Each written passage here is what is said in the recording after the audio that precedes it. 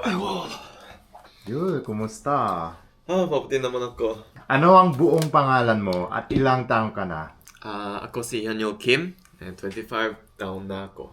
Ilang taong ka na sa Pilipinas at bakit ka nagstay dito? Nasa Pilipinas na ako mga 10 years.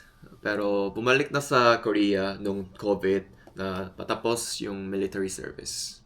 Marunong ka pa mag-Tagalog? Kung oo, anong paborito mong Tagalog word? Oo, marunong ng Tagalog ako, pero konti lang. Yung paboritong salita ay masipag. Kasi ito yung motto of my life. Kumain ka na ba? Anong Filipino food ang paborito mo at bakit? Not yet. Gutom na ako na ro. Yung pinaka-paboritong makain ay dinuguan. Kasi gusto kong yung texture ng food.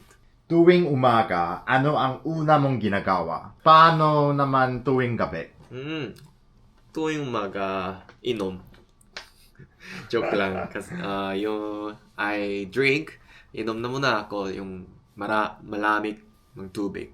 Tapos sa gabi, nasa gym ako o kasama yung mga kaibigan ko.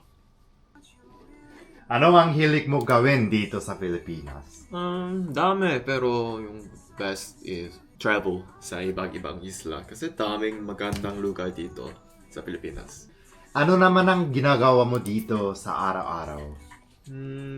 Depende sa araw, pero school, or sometimes gym, or event, hang out with kaibigan. Bakit ka pala sumali sa Foreignoy? Matagal na rin ako dito sa Pilipinas at gusto ko rin may try out yung Filipino TV shows. Mag-experience kasi.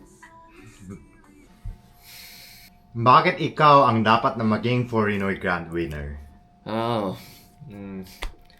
Kasi mahal ko talaga ang kultura at mga tao, tapos kalikasan dito. Bilang Korean na matagal ang nakatira dito, I'm embrace the language, kultura, and the way of life dito sa Pilipinas with Filipino-like puso. And hindi lang ako dito basta nakikitira. I'm growing with the Filipino community. Tapos ay kaibigan ko rin at proud akong ikwento ng maganda ng Pilipinas. Okay, salamat sa ating interview at good luck sa Foreignoy Grand Finals. Maraming salamat po sa lahat ng audience dito. Tapos, thank you for loving me.